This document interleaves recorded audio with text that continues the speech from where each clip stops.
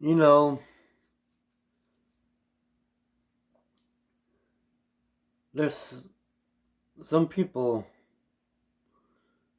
have this way of showing their fears and their uneasiness.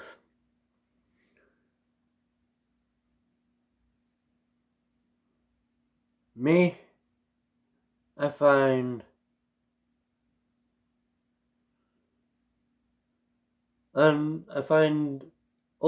the elderly kind of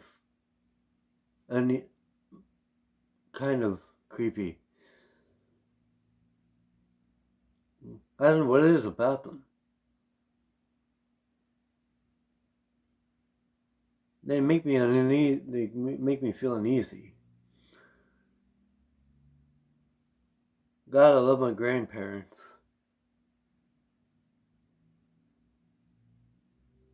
Love them to death.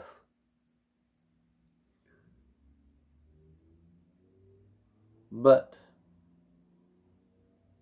I will never take it as far. My uneasiness of the elderly as far as this gentleman did. Or would I ever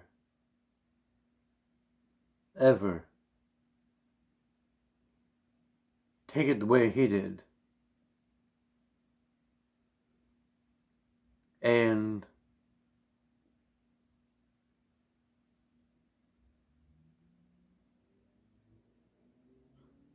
show off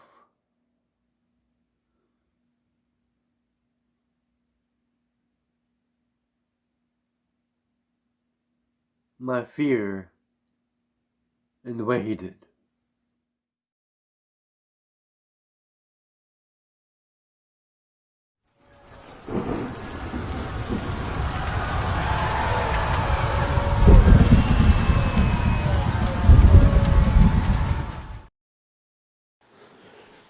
True, nervous.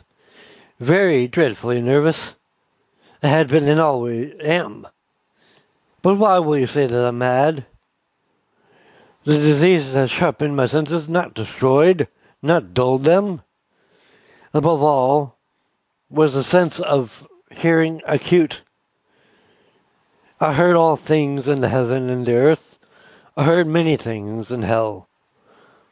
How then am I mad? Hearken, and observe how healthily, how calmly, I can tell you the whole story. It is impossible to say how first the idea entered my brain, but once conceived, it haunted me day and night. Object there was none, passion there was none. I loved the old man. He had never wronged me. He had never given me an insult. For his gold I had no desire. I think it was his eye. Yes, it was this. One of his eyes resembled that of a vulture. A pale blue eye with a film over it. Whenever it fell upon me, my blood ran cold. And so by degrees, very gradually, I made up my mind to take the life of the old man, and thus rid myself of the eye forever. Now this is the point. You fancy me mad. Madmen know nothing. But you should have seen me. You should have seen how wisely I proceeded. With what caution, with what foresight, with what dissimulation I went to work. I was never kinder to the old man. Then during the whole week before I killed him, and every night, about midnight, I turned the latch of his door and opened it. Oh, so gently. And then when I had made an opening sufficient for my head, I put in a dark lantern, all closed and closed so that no light shone out. And then I thrust in my head. Oh, you would have laughed to see how cunningly I thrust it in. I moved it slowly, very, very slowly, so that I might not disturb the old man's sleep. It took me an hour to place my whole head within the opening so far that I could see him, as he lay upon his bed. Ha! Would a madman have been so wise to do this? And then, when my head was well in the room, I undid the lantern cautiously. Oh, so cautiously. Cautiously, for the hinges creaked. I undid it so much, just so much, that a single thin ray fell upon the vulture eye. And so, in this I did for 7 long nights, every night just at midnight. But when I found the eye always closed, it was impossible to do the work. For it was not the old man who vexed me, but his evil eye. And every morning, when the day broke, I went boldly into the chamber, and spoke courageously to him, calling him by name in a hearty tone, and inquiring how he has passed the night. So you see, he would have been a very profound old man indeed, to suspect that every night, just at 12, I looked in upon him while he slept. Upon that night, I was more than usually cautious in opening the door. A watch's hand moves quickly, more quickly than mine. Never before the night had I felt the extent of my own powers, of my sagacity. I could scarcely contain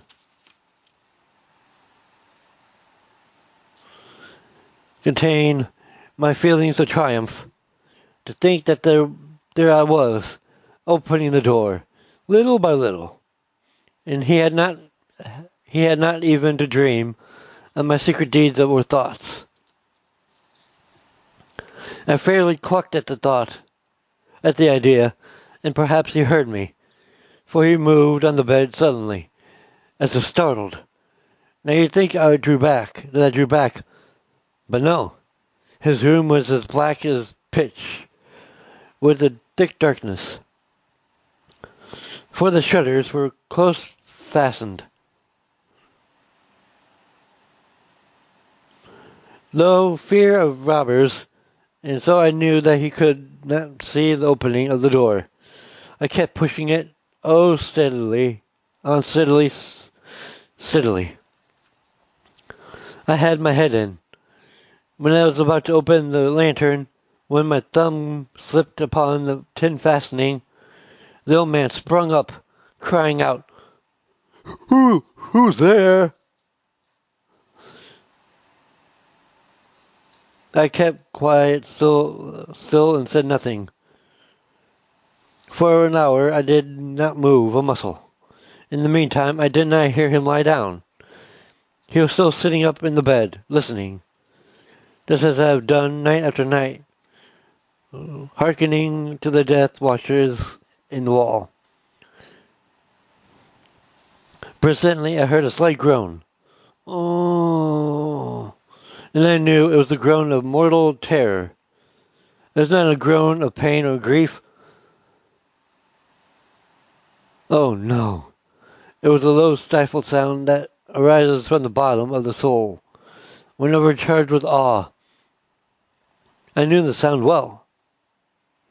Many a night, just at midnight, when the world slept, it was welled up from my own bosom, deepening, with its dreadful echo, the terrors that distracted me. I knew it well. I knew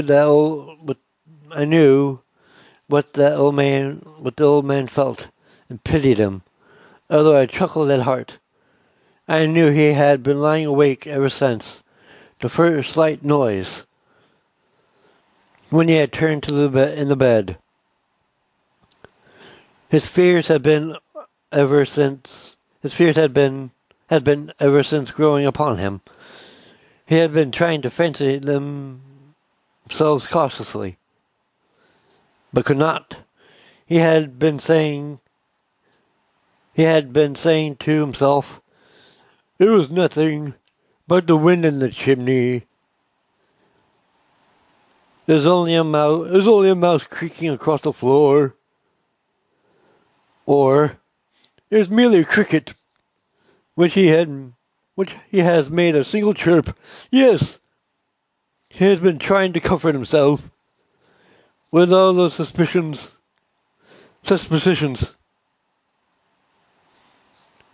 But he found all in vain. All in vain, because death, in approaching him, had stalked with his black shadow before him, and enveloped the victim. And it was the mournful influence of the unpierced shadow that caused him to feel, although he saw nothing, or he neither saw or heard, to feel the presence of my head within the room. When I had waited a long time, very patiently, without hearing him lie down, I resolved to open a very, very little crevice in the lantern. So I opened it. You cannot imagine how stealthily, until a single dim ray, like the thread of the spider, shot out from the crevice and fell upon the vulture eye. It was open, wide open. And I grew furious as I gazed upon it. I saw with the perfect distinctness a dull blue, with a hideous veil over it that chilled me to the very marrow in my bones. But I could see nothing else of the old man's face or person, for I had directed the ray, as if by instinct, precisely upon the damned spot. And now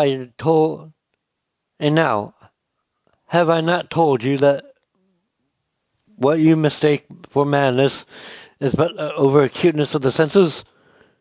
Now I say, there came to my ears a low, dull, quick sound, such as a watch makes when enveloped in cotton. I knew that sound well, too. It was the beating of the old man's heart, and increased my fury as the beating of a drum stimulates the soldier into courage. But even yet I refrained and kept still. I scarcely breathed. I held the lantern motionless. I tried how steadily I could maintain the ray upon the eye. Meantime, the hellish tattoo of the heart increased. It grew quicker and quicker, and louder every instant. The old man's terror must have been extreme. It grew louder. I say louder every moment. Do you mark me as well? I have told you that I am nervous, so I am. And now at the dread hour of the night, amid the dreadful silence of that old house, so a strange noise as this excited me to uncontrollable terror. Yet, for some minutes longer, I refrained and stood still. But the beating grew louder. I thought the heart must burst. And now, new anxiety seized me. The sound would be heard by a neighbor. The old man's hour had come. With a loud yell, I threw upon the lantern and leaped into the room. He shrieked once only. In an instant, I dragged him to the floor and pulled the heavy bed over him. Then I smiled gaily to find the deed so far done. But for many minutes, the heartbeat was a muffled sound. This, however, did not vex me. It would not be heard through the wall. At least it ceased.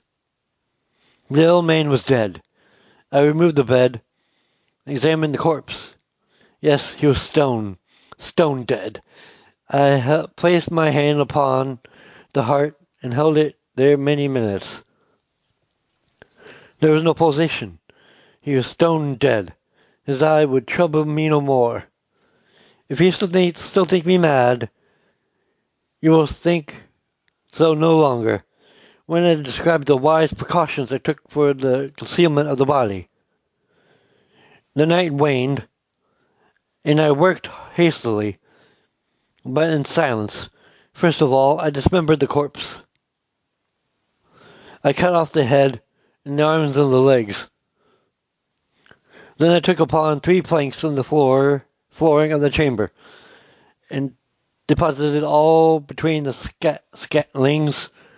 Then I replaced the boarding so cleverly, so cunningly, that no human eye could, not even his, could have detected anything wrong. There was nothing to wash out, no stain of any kind, no blood spot whatever. I had to have been wary for that. A tub had caught all. Ha ha ha! When I had made end of these labors, it was 4 o'clock, so dark as midnight. As the bell sounded the hour, there came a knocking at the street door. I went down to open it with a light heart, for what I had now to fear.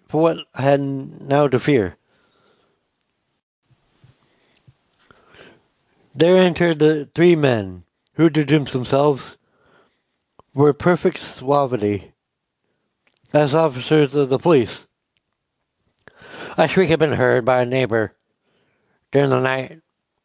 Suspicion of foul play had been aroused. Information had been lodged at the police office, and the officers had been disputed to search the premises. I smiled, for what I had to fear. I bade the gentleman welcome.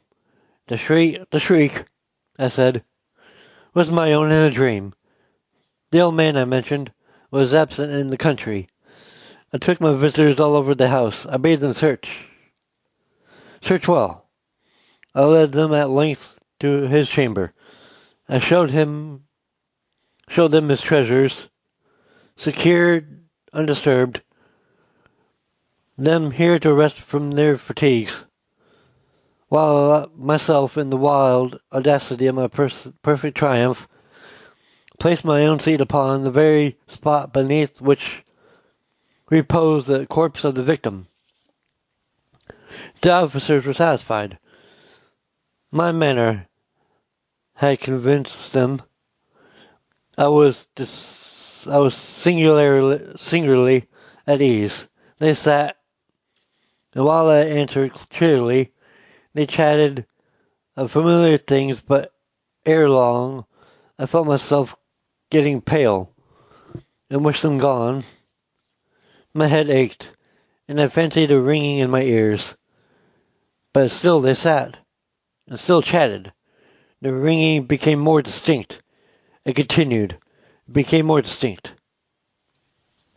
I talked more freely to get rid of the feeling, but it continued and gained definiteness, until at length I found that the noise was not within my ears. No doubt I grew very pale, but I talked more fluently and with a heightened voice. Yet the sound increased. And what could I do? It was a low, dull, quick sound. Much a sound would as a watch makes when enveloped in cotton.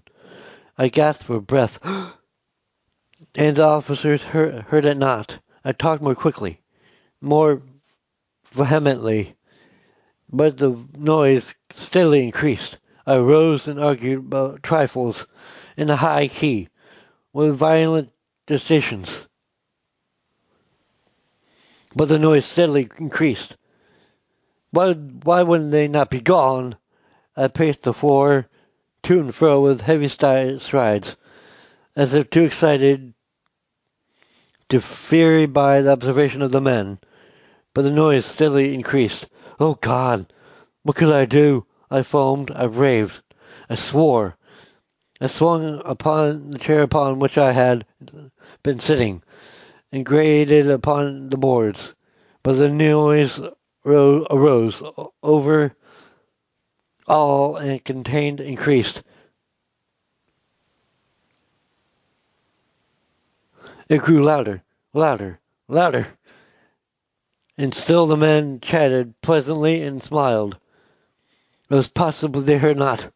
Almighty God, no, no! They heard, they suspected, they knew. They were making a mockery of my honor, of horror. As this I thought, and this I think, but everything was better than this agony. Anything was more tolerable than this derision. I could bear those hysterical smiles no longer. I felt that I must scream or die, and now and again, hark, louder, louder. Villains! I shrieked. Dissemble me no more. I admit the deed.